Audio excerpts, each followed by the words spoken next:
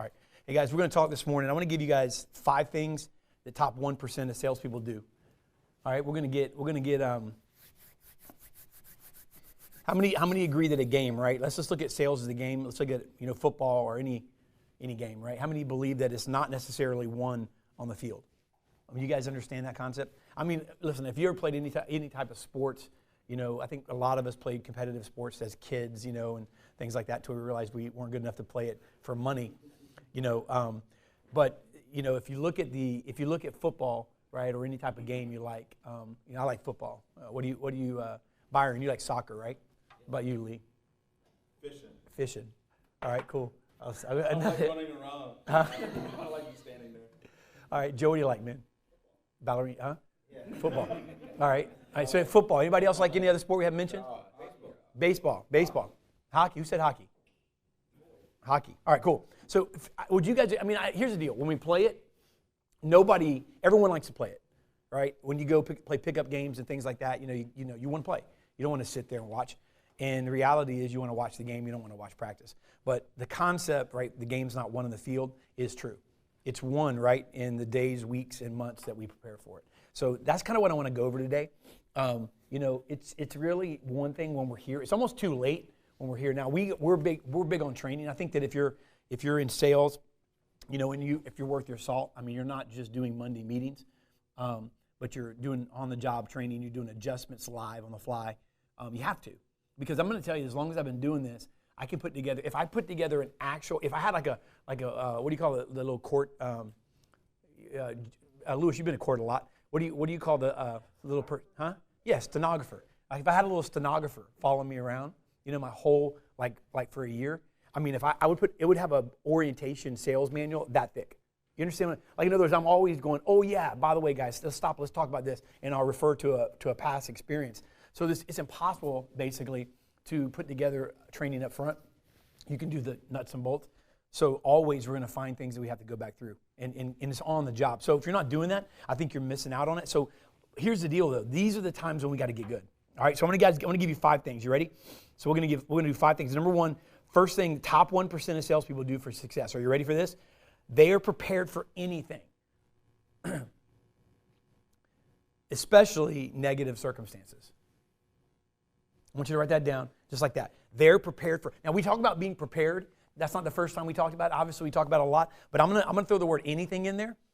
And hey, Leon, can you get Joey, just in case Joey wants to write something down? I know he feels bad. Maybe get him a pad. So they're prepared for anything, especially negative circumstances. I want you to hear that part right there. They're prepared for anything. You see, here's the deal. I think a lot of you guys, because we're optimists, right? We came in, and if you talked about, like, Friday we left here, and one of the last things we did on Friday, and typically we'll do it, is we go, hey, guys, let's talk about the week, and blah, blah, blah, blah, blah. And then what we do really quick is we go, okay, so what, really quick, Leon will do, hey, what's next week look like? And we'll start throwing those things. I know Joe and Dave, you guys do that. You look at, hey, what's next week look like? What are you guys anticipating? Because we're looking forward, right? We have no problem doing that. Lee, you came in today, you sent yourself emails, you did whatever you needed to do to remind yourself, I have, right, all these opportunities going on. This is what I got working. But were you prepared? That's prepared for positive, but were you prepared for negative? Were you prepared for the no's? Were you prepared for what happens when this deal I've been chasing for a month says no? What happens when these accounts that I've been going after say no, right? What happens when coronavirus hits? What happens when this stuff happens, right? All right, so they're prepared for anything, negative circumstances. So we're going to write this down under, ready? If you expect positive results, you must prepare for anything and everything thrown at you. If you want positive results, you have to be prepared for anything and everything, especially rejections.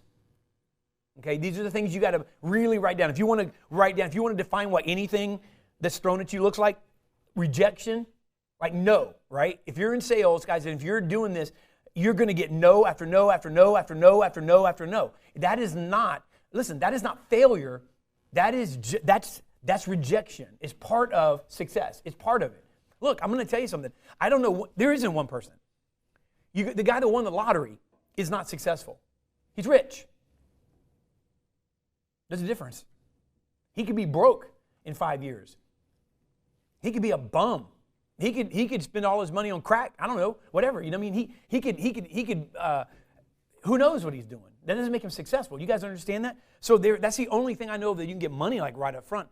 instantly. But the reality is you can't have success that way. It won't be shortchanged, right? It never goes on sale. So rejection's part of it. It's not failure. Rejection is part of crafting you into it. Another thing is questions. You got to prepare for questions. Questions, listen, you're going to get questions. When you throw your best out there, right? When you throw your best, the best that you have out there, you're going to get it. A question is not a negative thing, but you got to expect and prepare for questions. Okay? Number 3, objections. Objections, by the way, is not a rejection. I want you to separate those two. You guys understand the difference, right? Rejection is rejection. What's the difference? Does anybody have, I don't want to put you on the spot because I know we're live and I know that, we've got, does anybody have just raise your hand if you've got an idea. If you don't, we'll move on. It's not a big deal. But if someone have an example of maybe why an objection and a rejection are different?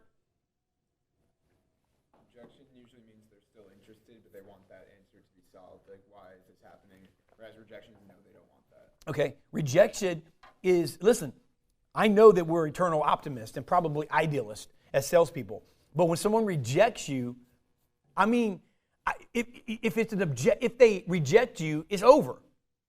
Let me explain something. You go, wait a minute, no, I can go back. No, that's an objection then. If there's a chance and there's not a restraining order or there's not a police officer involved, then it's not a rejection if you keep going back. You understand? If you keep going back, then there are objections.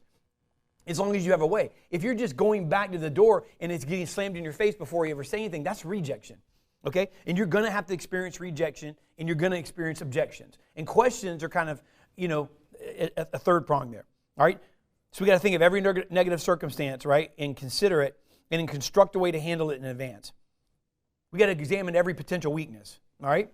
So let me give you a couple of things really quick, right, to help you prepare for negative. Ready? Just real quick. I'm going to move kind of quick on this. So number 1, make a list of every question, a concern or objection that your prospect might come up with. And listen, here's the deal, guys. This is like stuff we don't like doing, but I'm going to tell you something. What we do like is like being good. We like succeeding, we like winning, and we like being successful. And if we do, this is what it takes. And it takes it, here's the deal. This isn't ongoing stuff necessarily. It's not something you have to do every single week. It's just something you got to keep a tally of, constantly maybe adjust and make, adjustments, add to, maybe make some corrections. Oh, I thought that, but now I'm really coming, into a clear picture that, what I really thought was this last year.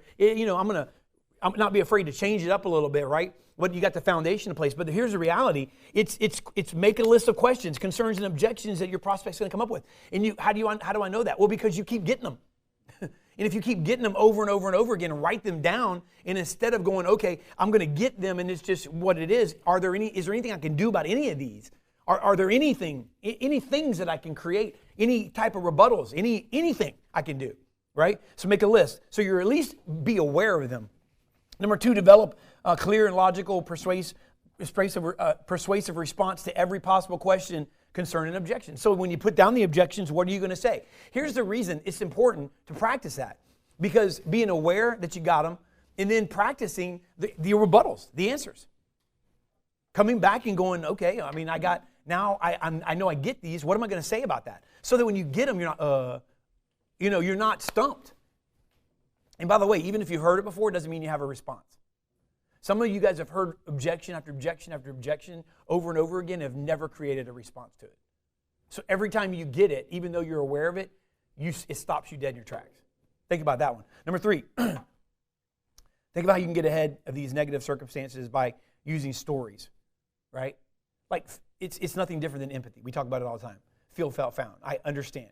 Let me tell you what so-and-so said about that. Oh, you know what? It reminds me, Mr. Smith, Mrs. Smith, of this particular situation I had with this particular client of mine when they first came on board. And this is what they did. So what it does is it creates an antidote, right? A story, a case study around what you're dealing with. And I'm going to tell you something. It works, okay?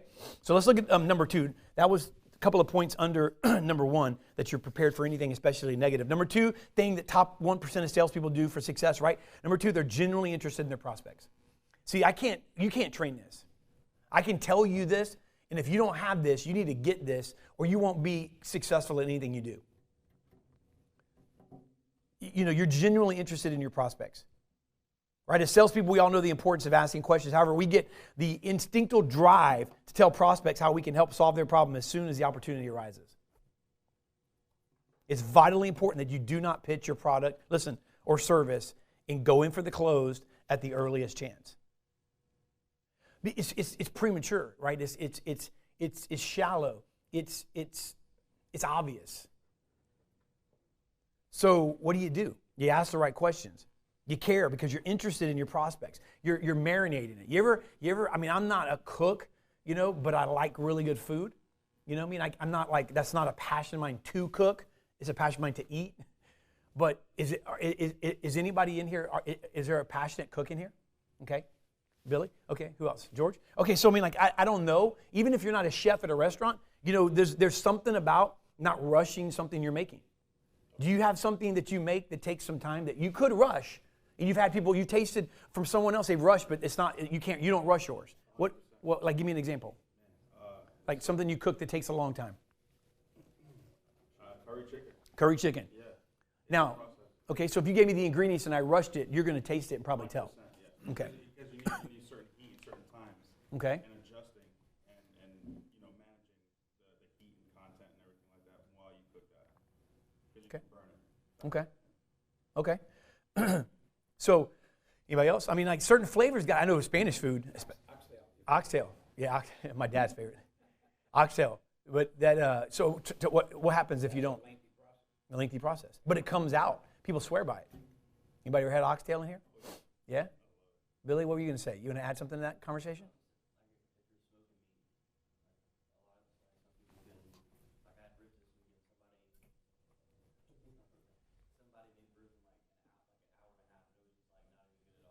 Is that even possible? Yeah, I know. It was like 2 hours at the most. And, I thought ribs took like... when I make ribs, it's like 7 hours, 6-7 hours. Could you taste the difference? Absolutely. Maybe they're watching. Be like, hey, your ribs suck.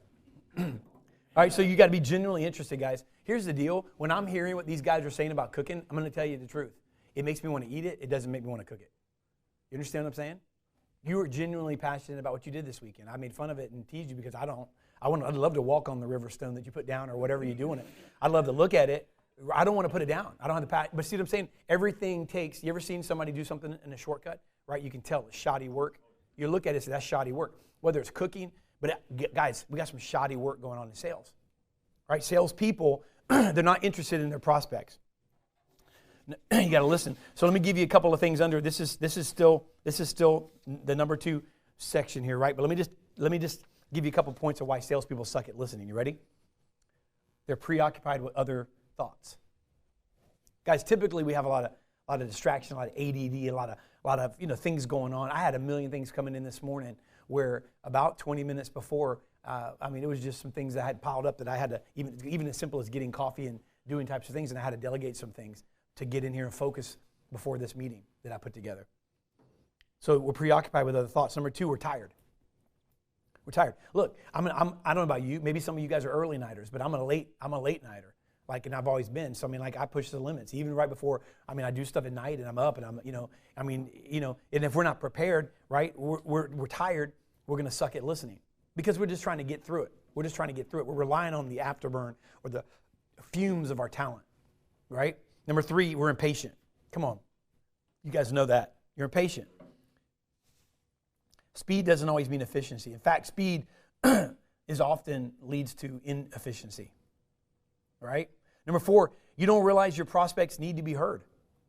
You don't realize their need to be heard, meaning that they're going to sell for you. In my experience, a salesperson will sell the deal for you if you just listen a lot of times. It'll make it a lot easier where you're trying to get through a, quote, pitch, end quote, right? You're trying to get through this pitch because this pitch is so dynamic and my product is so great and we've laid it out. And I've got my we'll say things like, if I can just demo them, they're done, right? I get that. And maybe that's the case. But if we can just get through that pitch, well, sometimes if you just listen, you don't have to get and say a lot of things because there's hot buttons that are brought to the surface, all right?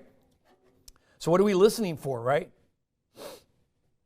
What are we listening for? We're listening for problems that keep them up. You want to write this down, guys. What are you listening for? You're listening for problems that keep them up. You're listening for what does your prospect fear they'll lose?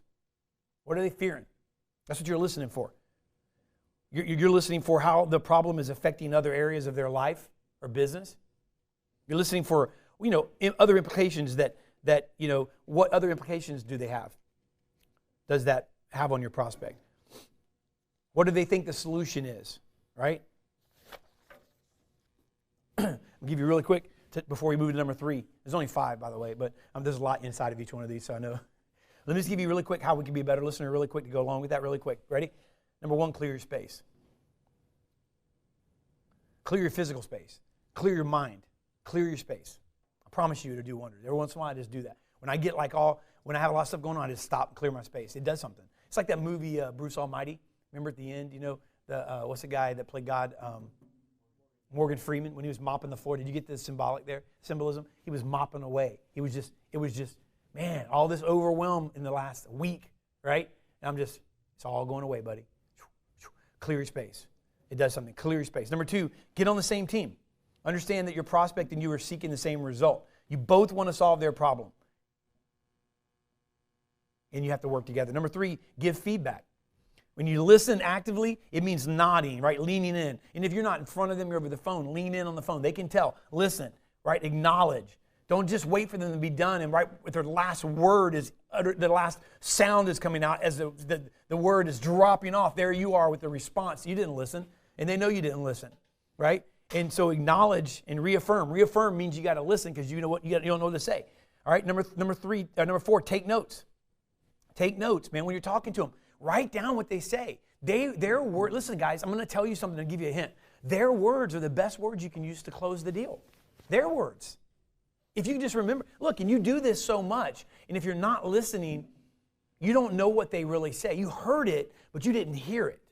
You know what I'm saying? You weren't listening. And if you listen and you write it down, you can go back to that and use their words to close the deal. It's the best and easiest way to do it.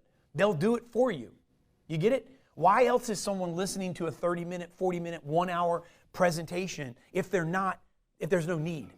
If there's no need. Now, if your presentation didn't bring to the conclusion that you could solve that need, that's another problem. And it's on your end, not theirs. But the reality is if you're listening, why else are they on the phone? So listen, and then there you go. You got it. All right, number 3. So number 3, that 5 things that top 1% of salespeople do to succeed, right? To prepare for success. Number 3, they check their ego at the door. Come on.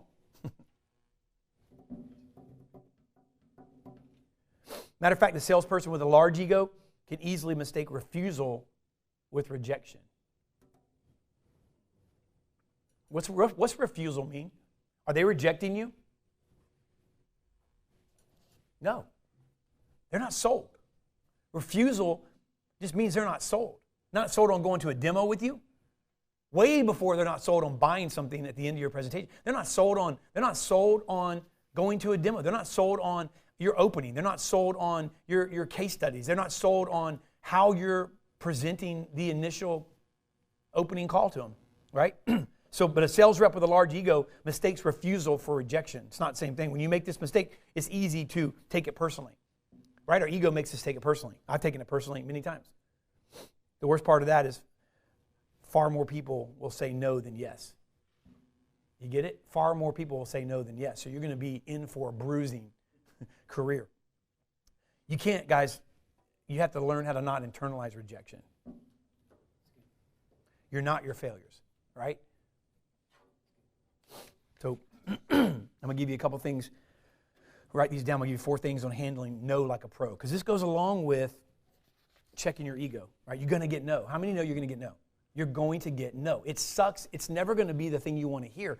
But man, I'm going to tell you something. What kind of career what kind of challenge would it be if there were no no's? You probably wouldn't even be doing this. You'd be making a lot of money, I guess, but so could anybody else if there were no no's. So this is a business that's like anything else. The competition is part of what's attractive about sales. That's part of why people play games of sports professionally or games at all, right? Because of the competition. Do you like playing something? Would you prefer to play poker if you were a poker player, Jerry, for or not for money? Why? The thrill. It's competitive. There's something to lose. It's like, yeah, let's play penny poker. Pennies? I won't even stop on the side of the road to pick up a penny. I mean, come on, I don't want to play penny poker. Come on, you guys want, you know what I mean? Seriously, come on, think about it. That's why. It's part of that is there's something to lose. It's competition, not just against another person. It's not just about winning, me or Lee. There's other things involved. There's a price to pay, right? So I'm going to give you 4 steps. Number 1, exert control over the situation. Determine, right, that you're in control and you're going to get positive feedbacks when faced with rejection. Perception is reality. So exert control. Number 2, let go of your ego. Believe it or not, it's not always about you. She's not saying no to you. She's saying no to the product. So if you do have rejection, let it go. Number 3, no doesn't always mean no. Don't confuse rejection with refusal. We talked about that, right? No could mean not now. And if you plan on doing this for a while, if you plan on being in a career for a while, not now is not a bad thing. 2 months, you're going to need not nows 2 months from now. Because today's not now is tomorrow's yes. It's tomorrow's pipeline. Right? Don't confuse no for not now. Right? And so following up and offering true value often will lead to yes, right? This doesn't mean badgering prospects. It just means taking time to understand that not now and no aren't the same thing. Number 4, learn. Right? How do you take no like a pro? Learn. Learn. Every situation is an opportunity to learn. All right? Once you adopt this perspective, you can move on conquering your ego. All right? Let's look at number 4. We only have 2 more. Top 1%, master the art of managing expectations. I'm not going to stay on this. I'm just going to give this to you, and I'm going to read this one thing. You must go into each call with clear expectations. What do you expect? By setting clear expectations and outcomes for the call ahead of time, you're more likely, much more likely, to achieve your desired result. Right? Yeah, we're a little low. All right, so manage the art. There's an art, guys, to managing expectations.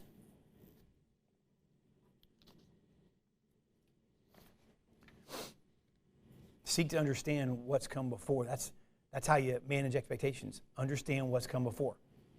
Don't assume everyone knows what will happen next. Anticipate your prospects' needs before they even know. And by the way, if you listen and you do this a long time, you're going to realize that a lot of prospects, they're similar in what they do, because you're dealing with an industry that has some of the same objectives, right? The same goals, same, running it the same. As a matter of fact, you talk to someone that was in Miami that's now in Tennessee, or someone that was in Tennessee that's now in California. Someone that, you know what I mean? They can plug and play. So you're looking at an industry, specifically what we deal with, automotive, right? And I'm assuming if you're watching your industry, your clients have similar attributes. Then basically anticipate their needs before they even know, because you're listening and you'll realize that their needs are something that can be anticipated. And a lot of times you can help sew that up and bring that gap together. All right? Under promise and over deliver. So I'm going to give you one more, number 5. Top 1% has done their research.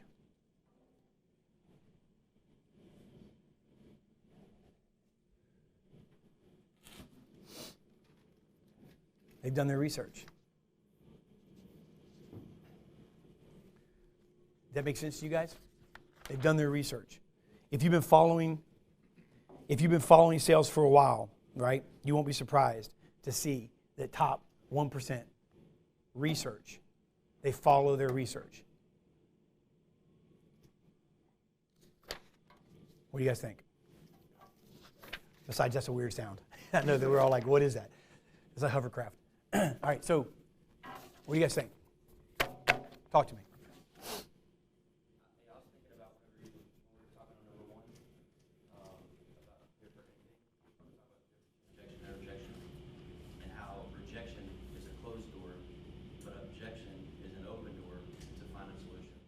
So like one's a shut door, one's an open door. That's good. That's good. Someone else.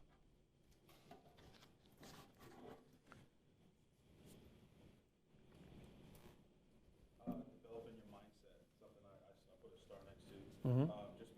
Just because you didn't get the deal or the demo today doesn't mean you can set it up as a seed for next week. We always, as salespeople, we always feel like, listen, if we don't get it today, we lost. But we actually did it. If you have a mindset of seeing the glass half full, you can say, you know what, let's set it up set up as a seed for next week because you still have to need a job and a demo for next week. And that's something I think I do really well with, I would say, is not just taking that negativity for that day, but actually set it up as a positive for next week or next month. There'll still be the job and demos next month too. So That's right. it's a mindset. That's right. Good. Someone else?